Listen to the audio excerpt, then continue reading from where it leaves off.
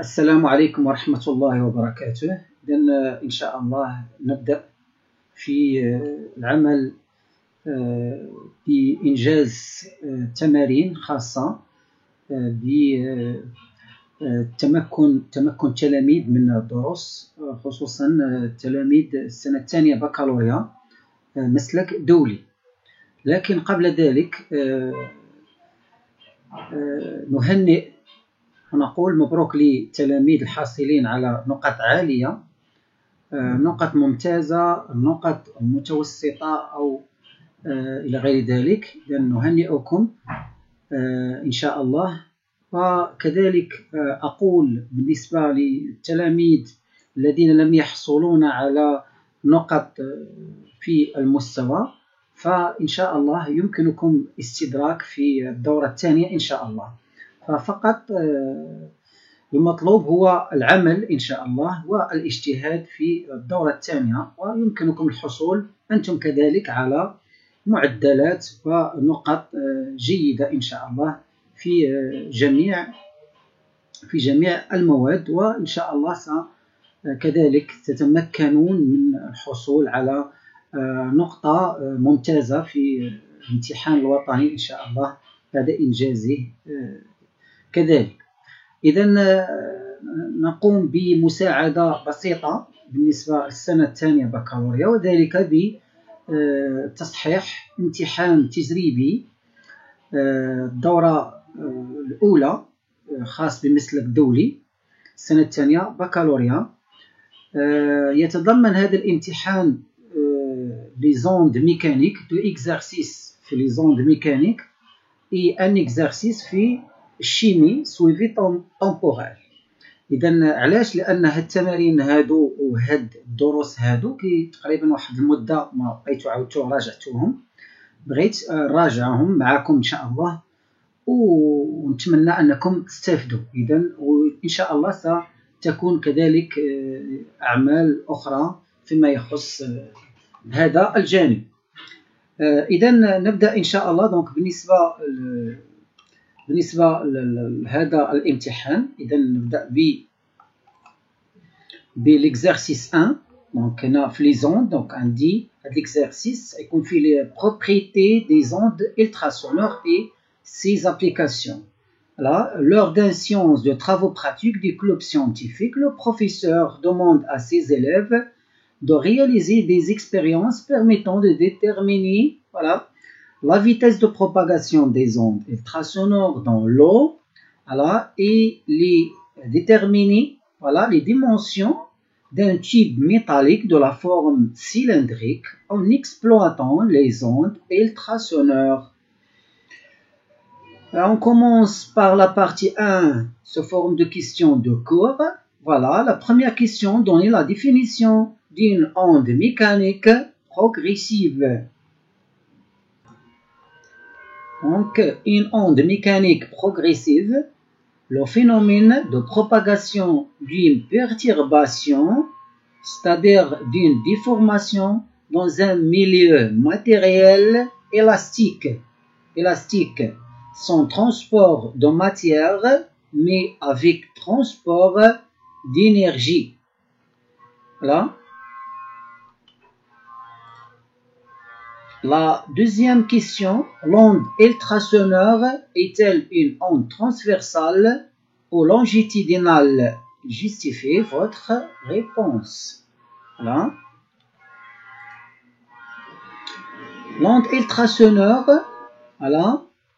est longitudinale.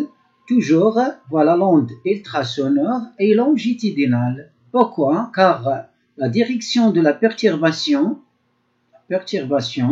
et celle de propagation de l'onde sont parallèles. Voilà, les directions de la perturbation, et de la propagation, et de propagation. Les directions sont parallèles. D'accord? Voilà. On passe, la deuxième partie. Propagation d'une onde ultrasonore dans l'eau. Voilà. On dispose un émetteur E et de récepteurs R1 et R2 dans une cuve remplie d'eau. Voilà. Comme ça. Voilà. De telle sorte que l'émetteur E et les deux récepteurs sont alignés sur une règle gradiée, figure 1. Voilà. L'émetteur, les deux récepteurs, voilà, voilà la règle gradiée. Voilà. L'émetteur émet une onde ultrasonore. Voilà, l'émetteur émet une onde ultrasonore progressive sinusoïdale qui se propage dans l'eau. Voilà. Voilà. La cuve, voilà, contient l'eau. Voilà, pas d'ure. Hein? Dans l'eau est roussie, voilà, est roussie par R1 et R2. Voilà. Voilà, l'onde roussie par R1 et R2. Les deux signaux qui sont roussis par les deux récepteurs R1 et R2 successivement sont visualisés à les entrées Y1 et Y2. D'accord? Voilà. R1, Y1, R2, Y2 d'un oscilloscope. Alors, lorsque les deux récepteurs sont placés sur le 0, lorsque les deux récepteurs sont placés à 0, voilà les deux, voilà, dans la règle gradiée, on observe sur l'écran de l'oscilloscope, voilà, que les deux courbes qui correspondent aux deux signaux reçus par R1 et R2 sont en face. Comme ça. Voilà, sont en face. D'accord? Là. On éloigne ou on translate le récepteur R2 suivant la règle gradiée. Voilà. Voilà. Comme ça. Voilà. Le récepteur R2. Voilà. On éloigne à le récepteur R1. Voilà. On éloigne le récepteur R2 suivant la règle gradiée. Voilà. On éloigne le récepteur R2 suivant la règle gradiée. On observe que la courbe correspond au signal qui détecte par R2 se translate vers la droite. Voilà, la courbe. Hein? Et les deux signaux et les deux signaux reçus par R1 et R2 deviendront à nouveau en phase. Alors, lorsque la distance qui les sépare est de D égale à 3 cm, figure 2. Voilà, la figure 2. Voilà. La première question indique quelle courbe représente le signal reçu par R2. Et voilà. La réponse, la courbe qui représente le signal reçu par R2, voilà, R2, est celle dont l'amplitude est la plus faible. L'amplitude est plus faible. Donc la courbe 1. La courbe 1, voilà, dans l'amplitude, voilà, plus petit, voilà, que l'amplitude de la deuxième courbe. Car le récepteur R2 est plus éloigné de la source que R2. Voilà, plus éloigné que R1. Voilà, que R1. L'amplitude a diminué avec l'augmentation de la distance. D'accord? Voilà. Quand voilà, la distance augmente, voilà, l'amplitude est diminuée. Alors, on passe à la deuxième question. Quelle est la grandeur portée en ordonnée? Voilà. Justifie son unité. Voilà. Alors, la grandeur portée, l'ordonnée. Voilà. Voilà. La réponse, la grandeur portée en ordonnée et le signal électrique, voilà, la tension délivrée par les récepteurs, voilà, son unité est le volt.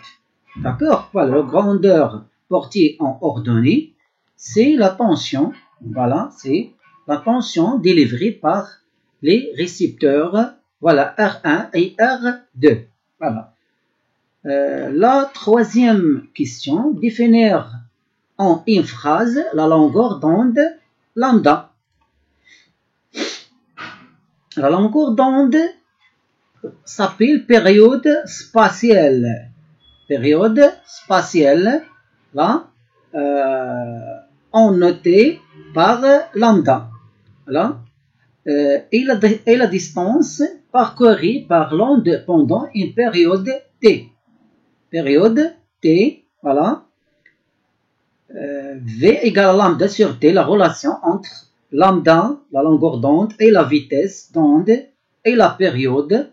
Voilà, c'est la vitesse égale, voilà, la longueur d'onde lambda sur la période t. Voilà d'autres définitions. La longueur d'onde est la plus petite distance séparant deux points vibrants en phase. Voilà. Voilà, la plus petite distance séparant deux points vibrants en phase. Ou la longueur d'onde, voilà d'autres définitions, est la distance minimale qui sépare deux points, voilà, dans le même état vibration à un instant t. Voilà. On passe, voilà, l'exercice, la question 4. Calculer n, la fréquence des ultrasons. Voilà, c'est la valeur obtenue est-elle cohérente, logique ou non? D'accord? Voilà. Voilà la question de 4. Voilà, comment calculer, voilà, la fréquence n. On sait que la fréquence n égale à 1 sur la période t. D'accord? Voilà. Voilà. Et on sait que, voilà, la période t graphiquement, voilà, égale x, le nombre de divisions fois la sensibilité horizontale. Voilà, le nombre de divisions. Donc, voilà, voir ici, voilà, dans le diagramme, voilà, la courbe, voilà, 1, 2, 3, 4. Voilà, 4 divisions, voilà. On multiplie fois la sensibilité horizontale, voilà, égale 5 microsecondes par division. On obtient la période t égale à 4 fois 5 microsecondes, c'est-à-dire, voilà, 20 microsecondes, c'est-à-dire 20 fois 10 à la puissance moins 6 secondes. Voilà. On passe comment calculer la fréquence n. Voilà, avant, on donne un petit rappel, voilà, pour les unités. Voilà, ici, 1 seconde égale à 10 à la puissance 3 millisecondes. Voilà. Milliseconde égale 10 à la puissance 3 microsecondes. Microseconde égale à 10 à la puissance 3 nanosecondes. Ou 1 seconde égale à 10 à la puissance 9 nanosecondes. Ou 1 seconde égale 10 à la puissance 6 microsecondes. Le mètre égale 10 à la puissance 3 mm. Voilà, 10 à la puissance 6 micromètres. 10 à la puissance 9 nanomètres. Alors, on passe comment déterminer la fréquence n par la relation n égale à 1 sur la période t. Voilà. Finalement, on obtient n égale à 5, 10 à la puissance 4 Hz égale 50 kHz. Est-ce que la valeur est cohérente ou non? Alors, puisqu'elle dépasse 20 kHz, voilà, la fréquence dépasse 20 kHz, voilà, il s'agit bien d'ultrasons, d'accord? Donc, la valeur est cohérente. Et on passe, voilà, d'autres questions. Voilà, la question 5. Exprimer ou calculer la célérité VE des ultrasons dans l'eau. Voilà.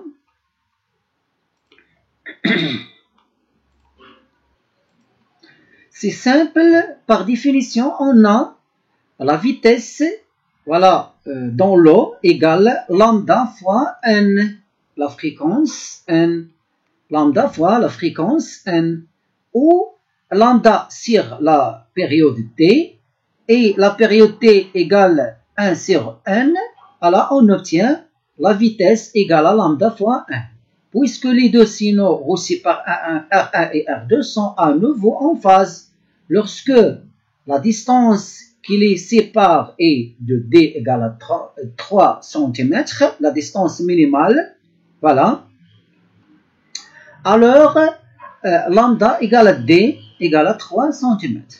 Voilà, application numérique, voilà, la vitesse égale à lambda, 3 fois 10 à la puissance moins 2, voilà, quand on convertir à mètre, voilà, multiplie par 5 la fréquence, 5 fois 10 à la puissance 4, voilà, on obtient 1,6 10 à la puissance 3 mètres par seconde ou 1500 mètres par seconde.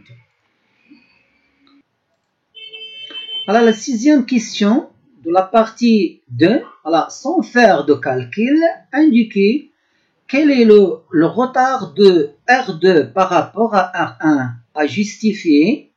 Hein, justifier. Alors, on passe. Voilà la réponse. Sans faire de calcul, indiquer quel est le retard R2 par rapport à R1.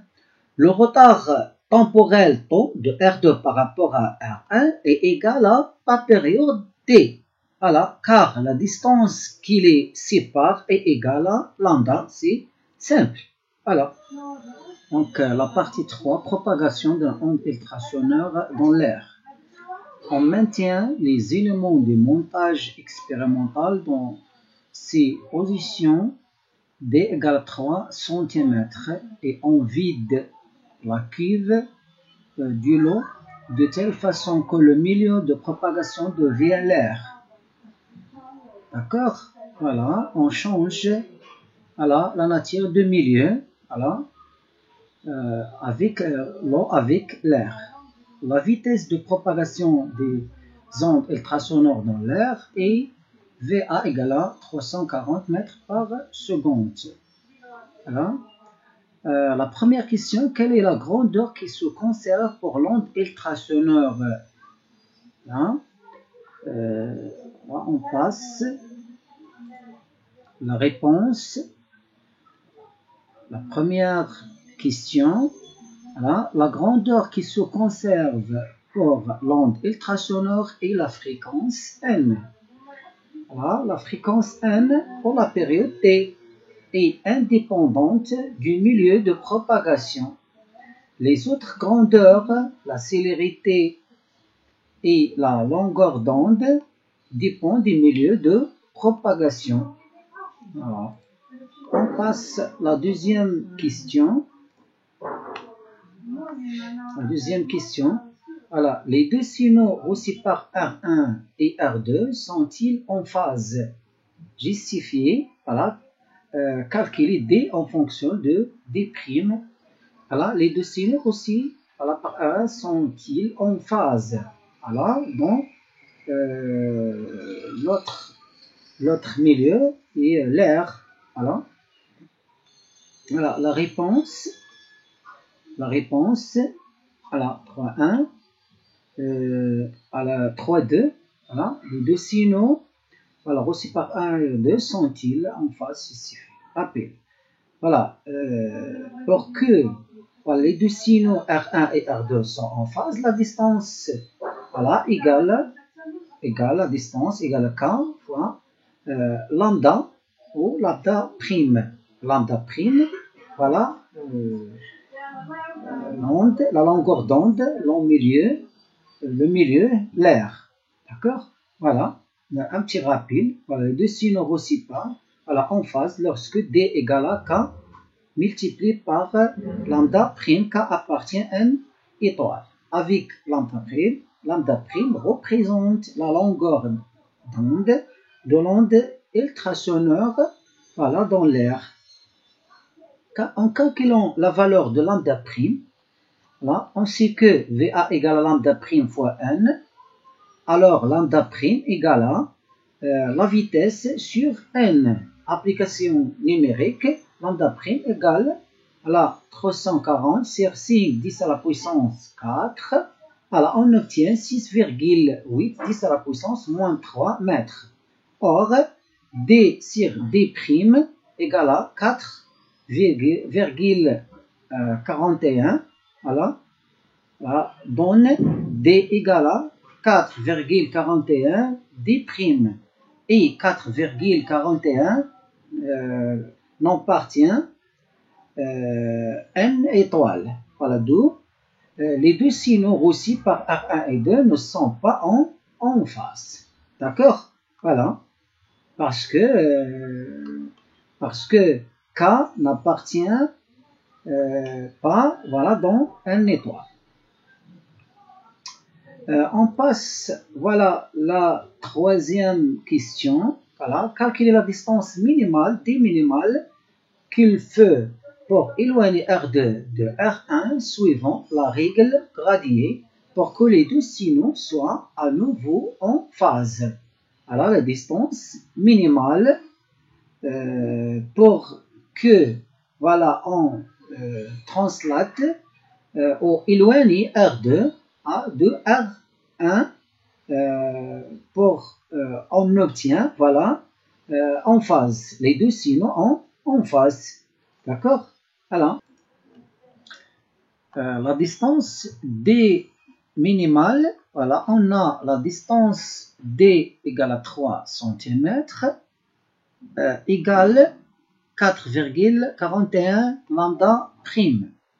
Donc, pour que les deux signaux soient en phase, il faut que D prime égale à 5 lambda prime. Voilà, le nombre supérieur à 4, le nombre minimal supérieur à 4,41 est 5. Voilà, 5. Donc, D prime égale à 5 lambda prime. Donc, la distance minimale qu'il faut ajouter pour que les deux signaux soient en phase et D minimal égale D prime moins D prime, c'est-à-dire 5 lambda prime moins D et 300 cm. Voilà, 5 fois 6,8 10 à la puissance moins 3 cm, c'est-à-dire 10 fois 10 à la puissance moins 2. Voilà, on convertir à mètres. D'où D minime égale à 4, 10 à la puissance moins 3 mètres égale 4 mm. Donc la distance minimale est 4 mm. Voilà. La partie 4 mesure les dimensions d'un tube métallique en utilisant les ondes ultrasonores. Une sonde jouant le rôle d'émetteur et de récepteur émet un signal ultrasonore de faible durée en direction perpendiculaire à l'axe d'un tube métallique de la forme cylindrique. Voilà, figure 4. Voilà, section du tube. Voilà, le signal ultrasonore traverse le tube. Voilà, on se propage et il se réfléchit tant que le milieu de propagation change et revient à la sonde,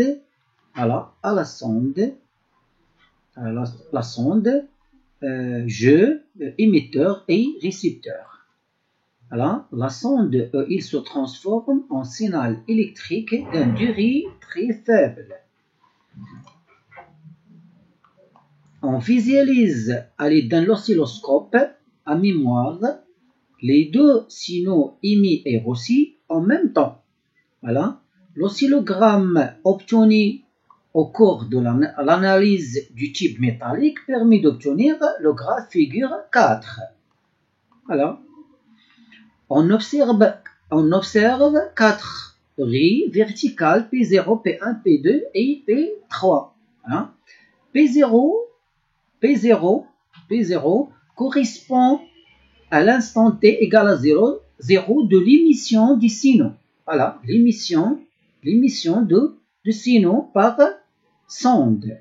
Voilà. P1, la sonde capte le signal réfléchi sur la surface 1. Sur la surface 1. Voilà, sur la surface 1. P2, la sonde capte le signal réfléchi sur la surface 2. La surface 1, la surface 2. Voilà. P0, voilà. P1, voilà. P1, surface 2. Voilà. Et la surface 3. La surface 3. Voilà, la surface 3. Voilà. Donc, P2, la sonde capte le signal réfléchi sur la surface 2. Voilà. P3, la sonde capte le signal réfléchi sur la surface 3. Voilà. Voilà, donc la surface 1, la surface 2, la surface 3. D'accord? Voilà, la P0, voilà. Voilà, l'onde émise. La surface P0, l'onde émise. Voilà, P1, la sonde capte le signal réfléchi par la surface 1. Voilà. P2, la sonde capte le signal réfléchi sur la surface 2. Et P3, voilà, la sonde capte le signal réfléchi sur la surface 3. Voilà, la surface 3. Alors, je répète, voilà, voilà l'onde émise, voilà, P1, la sonde capte le signal réfléchi par la surface 1, voilà, P2, voilà, le signal réfléchi par la surface 2, voilà, aller-retour, voilà, la surface 3, P3, voilà, la sonde capter, voilà, le signal réfléchi par la surface 3, voilà, aller et retour.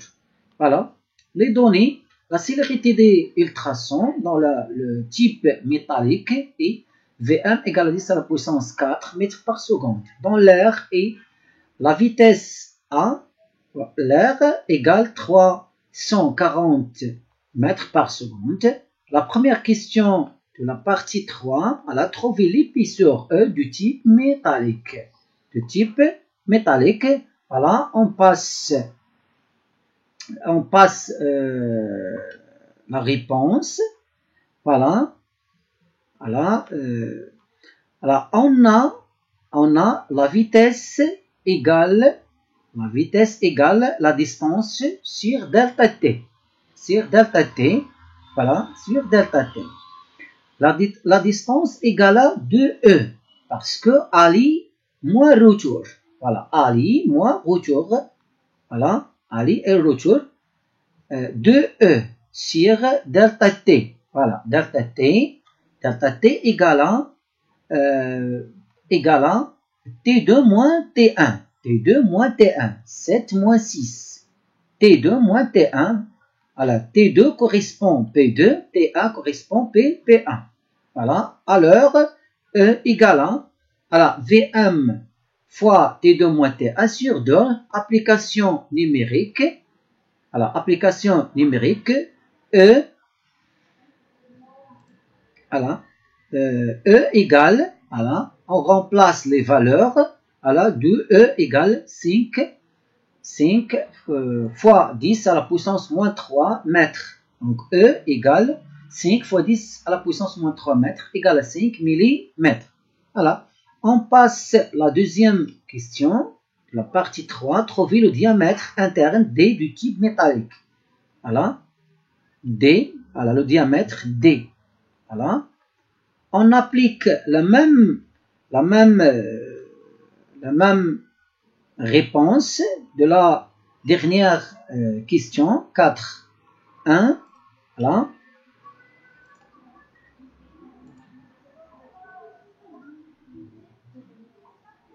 D. Voilà, la même. D égale à, voilà, 2D. Voilà, 2D sur T2 moins T3. T3 moins D2. Voilà, T3 et 257 moins 7. Voilà, delta T. Voilà, égale. Voilà. Voilà, on obtient, voilà. Finalement, on obtient D égale à 4,25 10 à la puissance moins 2 mètres égale 4,25 centimètres. Voilà.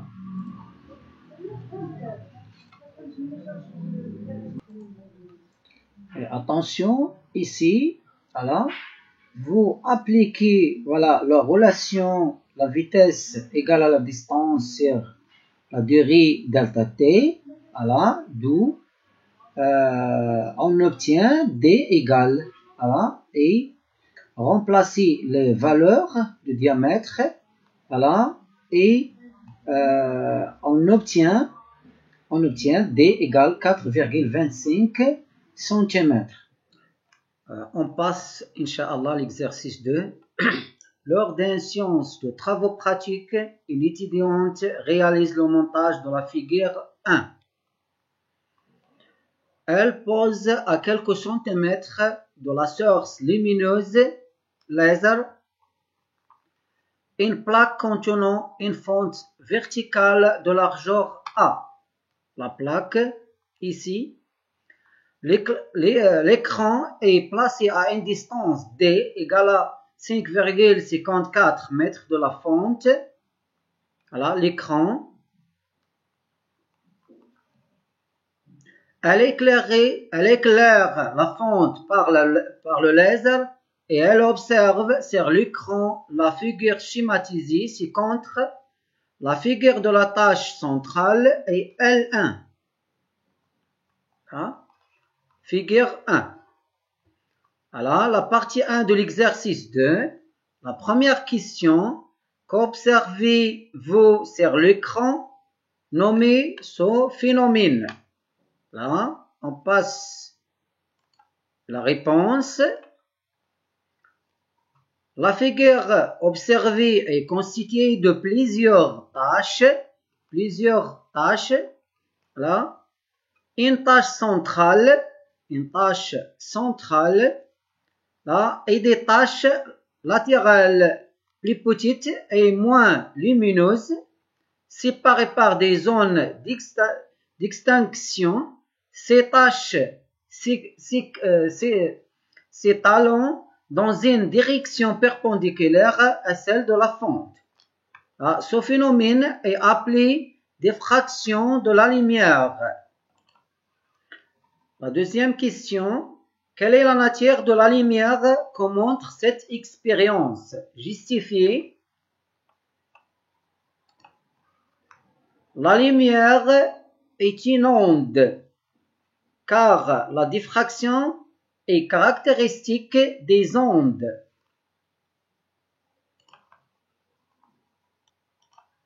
La troisième question, rappelez la relation qui lie les grandeurs suivantes, θ, lambda et A.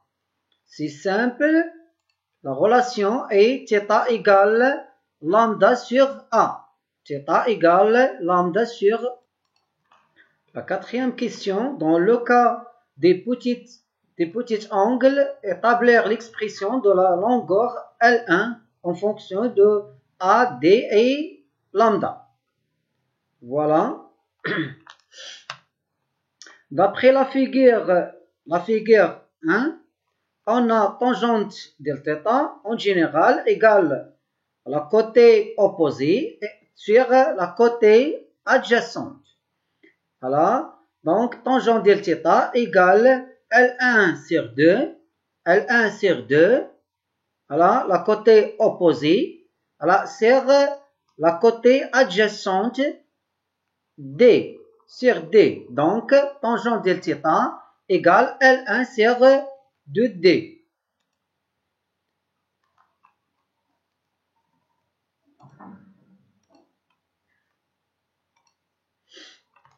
D'après les relations 1 et 2, la relation 1, θ égale à lambda sur 1, et la relation 2 est tangente de θ égale L1 sur 2D. On obtient L1 sur 2D égale à lambda sur A, d'où L1 égale à 2 lambda sur A. Voilà, on passe. Cinquième question de la partie 1. De quel paramètre dépend le phénomène observé sur l'écran? Voilà. D'après la relation L1 égale 2 lambda fois D sur A, on peut constater que la figure de diffraction, voilà, la largeur de la tâche centrale dépend de A, lambda et D. On commence par A, la largeur de la fente. Lorsque A diminue, L1 augmente. Donc, le phénomène de diffraction de l'onde lumineuse est inversement proportionnel à la largeur de la fente A. Voilà, inversement proportionnel A avec L1. Voilà, lambda, on passe à la lambda, la longueur d'onde de la lumière laser. Si lambda augmente, L1 augmente. Donc, si lambda augmente, L1 augmente. Donc, le phénomène de diffraction est proportionnel à lambda. Voilà, proportionnel à lambda. Parce que quand lambda augmente, L1 augmente. Voilà. D, la distance D entre l'obstacle et l'écran, quand D augmente, L1 augmente. Quand D augmente, L1 augmente. Donc, le phénomène de diffraction est proportionnel à D. Alors, on passe la partie 2 de l'exercice. L'élève fait une série de mesures de largeur L de la tâche centrale pour des fentes de largeur A différentes et elle trace le diagramme qui représente les variations de L en fonction de 1 sur A. Voilà le diagramme. La première question, déterminer la valeur de la longueur d'onde lambda en nanomètres. Est-ce qu'elle appartient au domaine visible? Voilà la réponse. La courbe L égale à F de T est une fonction linéaire. Voilà, c'est une fonction linéaire. Son équation s'écrit sous la forme L égale à alpha fois 1 sur alpha, comme Y égale à AX, avec alpha et le coefficient directeur de la droite, voilà, tel que alpha égale à delta L sur delta X. Là, on pose X égale à 1 sur A. Voilà. Application numérique, alpha égale, voilà, je prends 2 points, voilà, dans le diagramme, dans la droite, voilà, alpha égale à 28, par exemple, moins 0 sur 4, moins 0, voilà, la différence entre 2 points, voilà, delta ordonnée sur delta l'abscisse, la différence, on obtient 7 mm au carré. Voilà. Voilà. Comme, voilà, la relation L égale à alpha fois 1 sur 1, l'équation de droite, voilà, comme L égale à la relation L égale à 2 lambda D fois sur A. C'est-à-dire L égale à 2 lambda fois D fois 1 sur A. Voilà. Alors, de lambda fois D égale à alpha. Donc, lambda égale à alpha sur 2D, application numérique, lambda, voilà, on remplace, voilà, les grandeurs par les valeurs, voilà, donc lambda égale 6,32 10 à la puissance moins 4 mm égale 632 nanomètres, voilà, appartient au domaine visible. Alors, on passe. La question 2. Elle répète la même expérience en remplaçant la fonte par un chevaux de diamètre D. Donc, le diamètre D comme à la largeur de la fonte. La mesure de la tâche centrale a donné la valeur L' égale 42 mm. Déterminer l'épaisseur de chevaux D. Voilà, on passe. Voilà, pour déterminer l'épaisseur D, il suffit de remplacer par D et L dans la relation suivante. L égale à 2 lambda fois D sur A. Voilà, A. On remplace A par D. Voilà, on obtient L' égale 2 lambda fois D sur D. 2 D égale à 2 lambda fois D sur L'. Voilà, on remplace les valeurs par les grandeurs. Voilà, on obtient D égale 0,166 mm. Voilà, il y a d'autres méthodes. Méthode 2, d'après la courbe, pour L égale 42 cm, on a 1 sur A égale 6 mm moins 1. Donc A égale 0,16 mm de D égale 0,6 mm. D'accord? Voilà. La partie 3, l'étudiante place entre la plaque et l'écran la plaque et l'écran, voilà, un bloc de verre de forme parallélépédique. L'indice de réfraction des verres pour la lumière monochromatique utilisée est n égale 1,61. On observe sur l'écran que la largeur de la tache lumineuse centrale prend une valeur L2. Voilà. L se change. Voilà. La première question de la partie 3, trouver l'expression de L2 en fonction de L1 et N. Voilà, calculer sa valeur, etc. Donc, l'étudiante, elle change le milieu, voilà, l'air par le verre. Voilà. La réponse, on donne un rappel.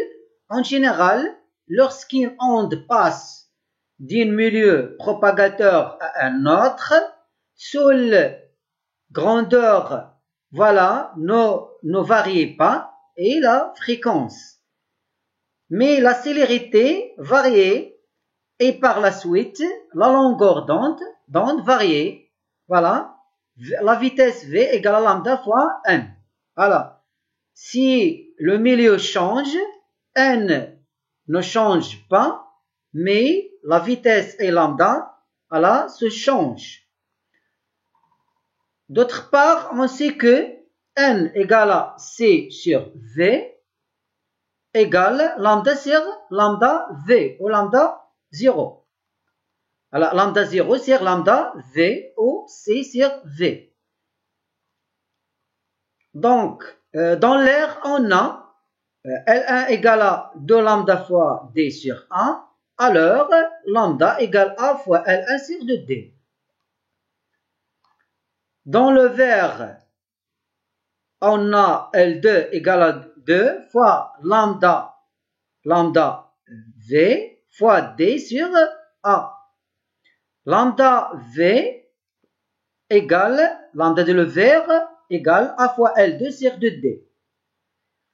Donc, on divise lambda par lambda V et A fois L1 sur 2D sur A, L2 sur 2D. Voilà, on obtient Lambda sur lambda V, c'est N. Alors, A fois L1 sur 2D sur A fois L2 sur 2D, on obtient L1 sur L2. Donc, N égale à L1 sur L2. 2, L2 égale à L1 sur N.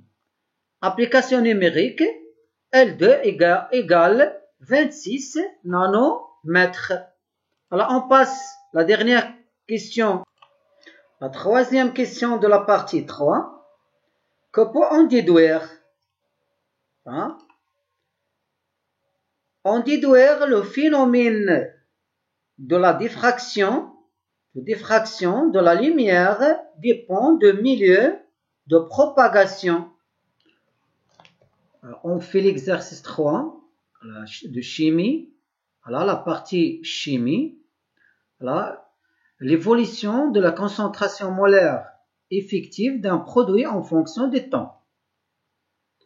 On étudie en fonction du temps l'évolution d'un mélange obtenu à partir de V1 égale à 100 ml d'une solution d'acide oxalique H2CO4 de concentration C1 égale à 8 10 à la puissance moins 2 mol par litre et le volume V2 égale à le volume V1 égale à 100 ml d'une solution acidifiée Mohamed, de dichromate de potassium de K plus PCr2O7- de concentration C2 égale à 2 fois 10 à la puissance moins 2 mol par litre. Les couples d'oxydoréduction intervenant dans cette réaction sont CR2O7- CR3+, et CO2 H2C2O4. La température étant maintenue constante, on suit la concentration des ions CR3+, formés au cours de la réaction et on obtient la courbe ci-contre. Voilà, la concentration du CR3+, en fonction de temps. Voilà. La première question, écrire l'équation bilan de cette réaction. Voilà. Alors, la réponse, on commence par les couples. Voilà, les couples intervenant dans cette réaction sont, voilà, la première couple CR2O7- CR3+. Voilà, on écrit la demi-équation CR2O7-, voilà CR3+, on équilibre, voilà l'équation, voilà, on ajoute H2O, voilà, H2O et H+, et 6 électrons, voilà, on obtient, voilà, la demi-équation. On passe la deuxième couple, CO2H2C2O4, voilà, H2C2O4, CO2, on ajoute H+, et les électrons, voilà, on obtient la demi-équation. Voilà, pour simplifier par les électrons, voilà, on multiplie la deuxième équation par 3, on obtient 6 électrons, voilà, on simplifie par les 6 électrons, la première et la deuxième équation. Voilà, l'équation bilan de la réaction est, voilà, on simplifie par les protons H+, 6H+, à la 14H+, voilà, reste 8H+.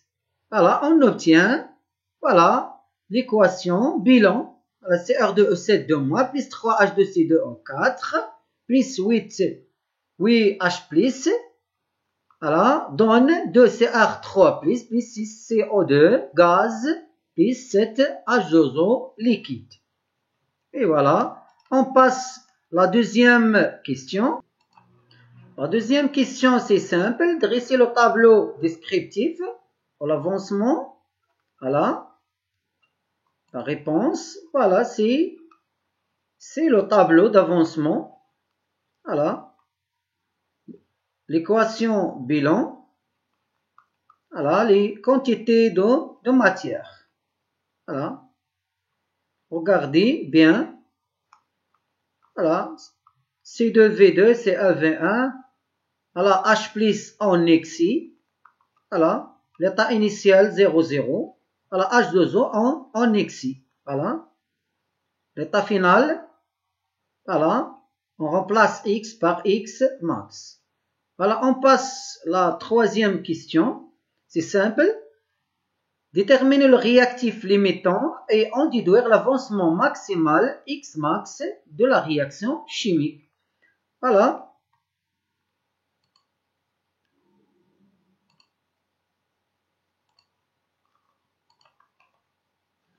Voilà, déterminer le réactif. Voilà. Les ions H+ sont en XI. Voilà, on suppose H2C2O4, H2CO2, C2O4 et le réactif limite. Alors, C1V1 3 X max égale à 0. Alors, X1 max égale à C1 fois V1 sur 3. Application numérique, X1 max, voilà, d'où X1 max égale 2,67 10 à la puissance moins 3 mol égale 2,67 millimoles. Si on suppose, voilà, le deuxième réactif c'est R2O7 et le réactif limitant. Alors, C2V2 moins X2 max égale 0. Voilà.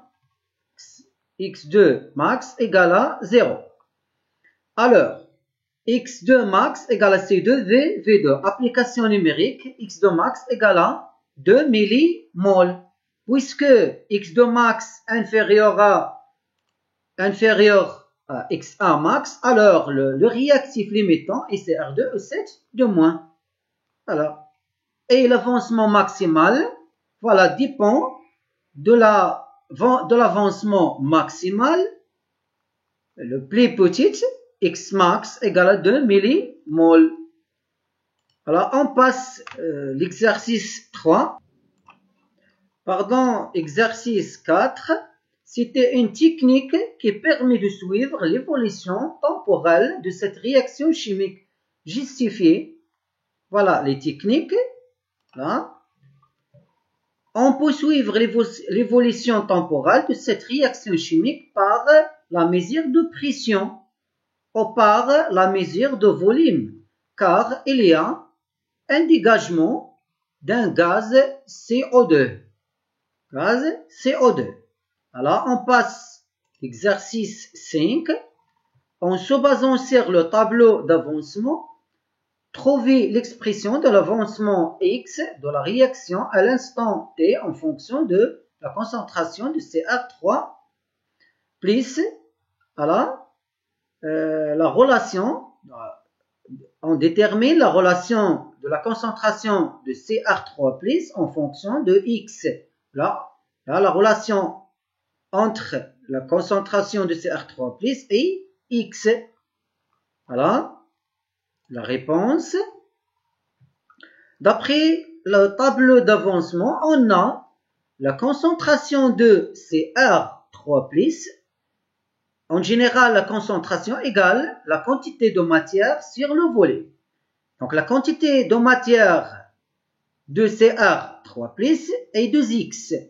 2x sur le volume total. Avec le volume total égale V1 plus V2. Donc, X égale à la concentration fois le volume sur 2. Alors, on passe d'autres. L'exercice, la question 7, calculer en millilitres le volume. Non, la question 6, la question 6, déterminer la composition du système chimique à T égale à 40 secondes. Alors, la composition du système. Attention, la question, la composition du système, c'est-à-dire le bilan de matière. C'est-à-dire, voilà, les quantités de matière des produits et des réactifs. D'accord? Voilà. Alors la réponse AT égale 10 secondes, on a X AT égale à 10 secondes égale à la concentration de Cr3+, AT égale à 10. AT égale à 10, voilà, la concentration de Cr3+, voilà, fois le volume sur 2. D'après la courbe, la concentration de Cr3+, voilà, égale à 11,20 millimoles par litre. Millimoles, attention, voilà, l'application numérique X AT égale à 10 secondes égale 1,12 millimoles. Avant, on calcule l'avancement X AT égale à 10 secondes. D'après, on calcule les quantités de matière, la quantité de matière des réactifs AT égale à 10 secondes. Voilà. Cr2E7 de moins, voilà, d'après le tableau d'avancement, AT à l'état intermédiaire, Cr2E7 de moins, la quantité de matière est C2V2 moins X. C2V2 moins X.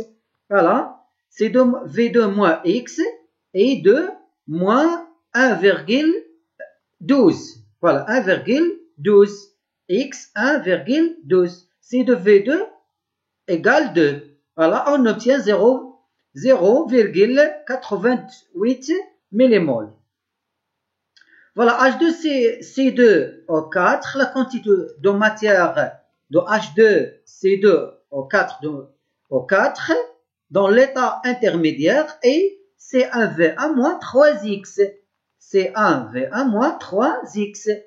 Et 8 moins 3,13 fois 1,12. On obtient 4,64 millimoles. Alors, les produits Cr3+, la quantité de matière de Cr3+ est 2X. Voilà, 2X. Donc, 2 fois 1,12, on obtient 2,24 millimoles. Voilà, CO2, la quantité de matière, 6X. Voilà, 6 fois 1,12 millimoles, on obtient, voilà, 6,72 millimoles. Voilà. Là, on passe la septième question. Voilà. Calculer en millilitres le volume de dioxyde de carbone, CO2, dégagé par cette réaction, sachant que V1 égale à 24 litres par mole. Voilà. Voilà. On sait que la relation, la quantité de matière du gaz CO2 égale le volume sur le volume molaire.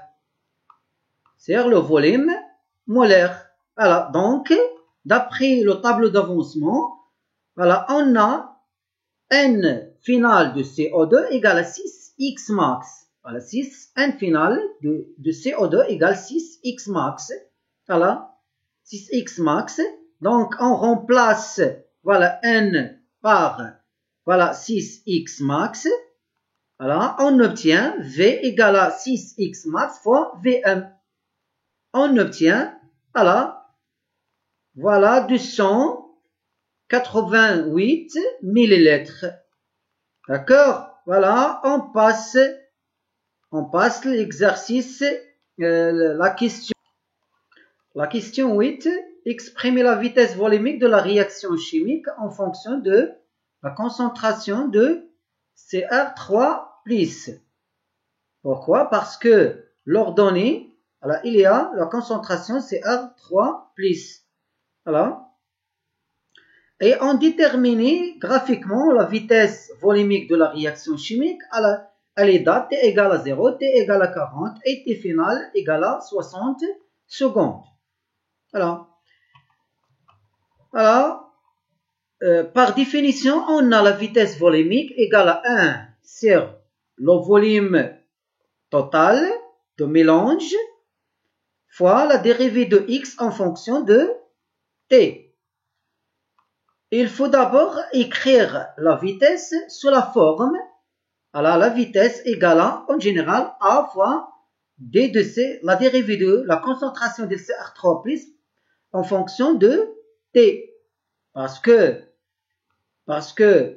le coefficient directeur de la tangente de la courbe, voilà, ici, c'est la dérivée de CR3 plus en fonction de T. Voilà. A égale la constante à déterminer. Or, X égale CR3 plus fois V total sur 2. Ici, la relation de X en fonction de la concentration de CR3 plus. Donc, la vitesse égale à 1 sur la vitesse totale, voilà, fois D2 de X. Voilà, on remplace X par, voilà, la concentration de CR3 plus fois V sur 2. Voilà, on obtient, voilà, si comme 2 égale à constante et la vitesse égale à constante, alors X égale V, la vitesse, voilà, on sortait la vitesse, voilà,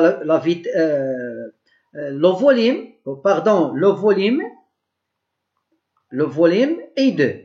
Voilà. On obtient la vitesse égale à le volume sur 2 fois le volume total fois D, la concentration CR3 plus sur dt en fonction de T. De la vitesse égale à 1 demi. Voilà, on simplifie par la vitesse totale. Alors, on obtient 1 sur 2 fois la dérivée de la concentration de CR3 plus en fonction de T, par rapport à T.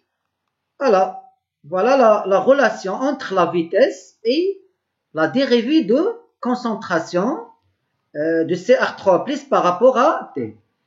On calcule la vitesse volumique à l'instant t égale à 0 et 40 et 60. À l'instant t égale à 0, on a la vitesse à t égale à 0, on applique la relation, voilà, on détermine, on calcule le coefficient directeur delta de CR3 plus sur delta t. Voilà. On note dans la tangente à t égale à 0, 2 points. Voilà, 2 points. Par exemple, A et P. Et on calcule le coefficient directeur, voilà, comme, voilà. Voilà. 20 moins 0 sur 10 moins 0. Voilà, 2 points. On obtient 10 à la puissance moins 3 mol, lettre fois lettre moins 1 fois seconde moins 1. Voilà. À l'instant t égale à 0, on applique comme la vitesse, comment calculer la vitesse à t égale à 0. Voilà. Voilà la tangente à t égale à 40. Voilà. On note 2 points. On prend 2 points, voilà, dans la tangente et on calcule le coefficient directeur par la différence, voilà, des ordonnées de 2 points sur les abscisses de 2 points. Voilà, on obtient 3,64 10 à la puissance moins 5 mol, lettre moins 1 seconde moins 1. À t final égale à 60 secondes. 60 secondes. Voilà, 60 secondes, puisque la tangente à la courbe à t finale égale à 60. Voilà, et horizontale. La tangente est horizontale. Donc, la différence des ordonnées de 2 points, voilà, égale 0. Alors, la vitesse à t égale à t finale et t égale 60. En général, t finale donc égale 0. Voilà, toujours la vitesse de t finale, voilà, égale 0.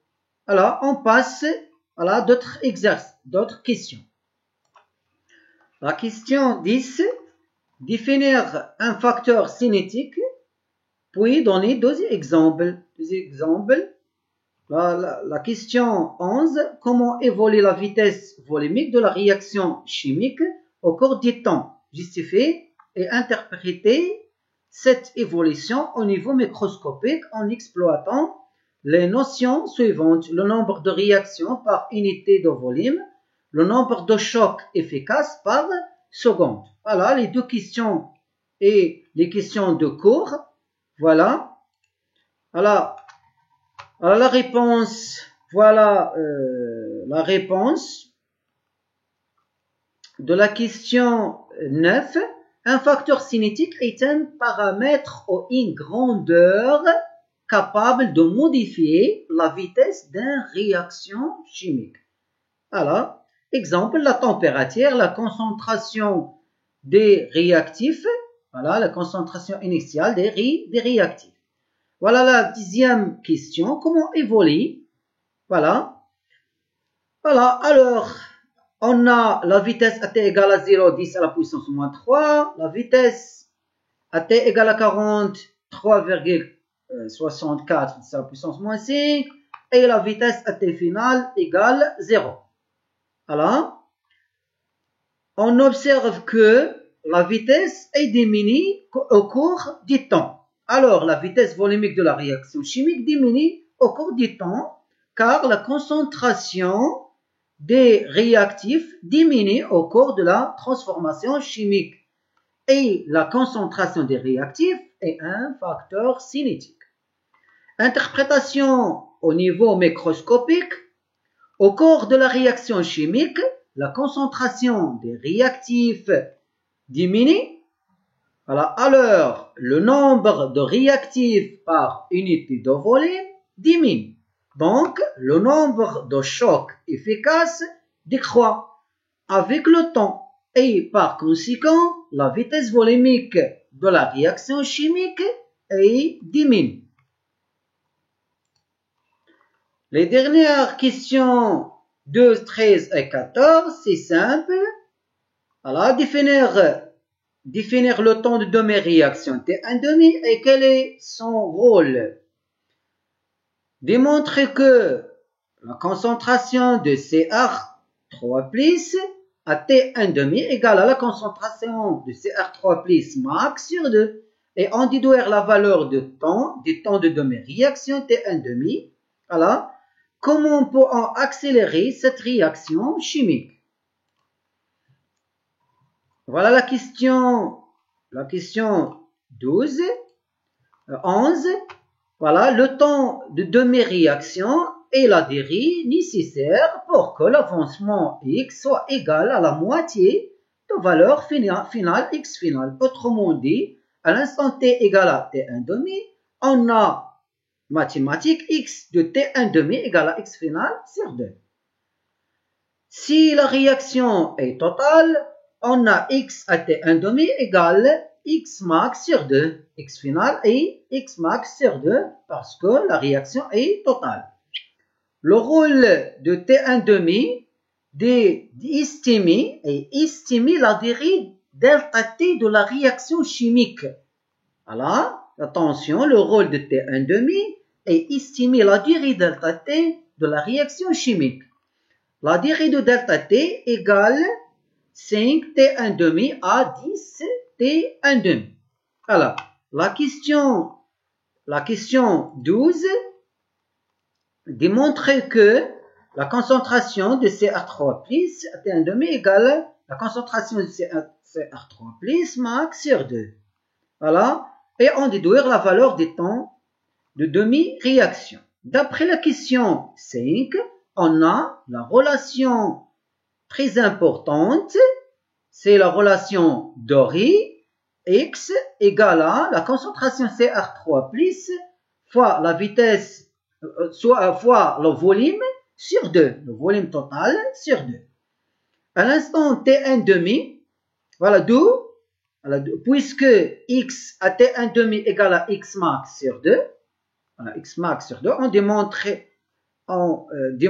la relation de la concentration CR3 plus à t1,5 égale la concentration CR3 plus max sur 2.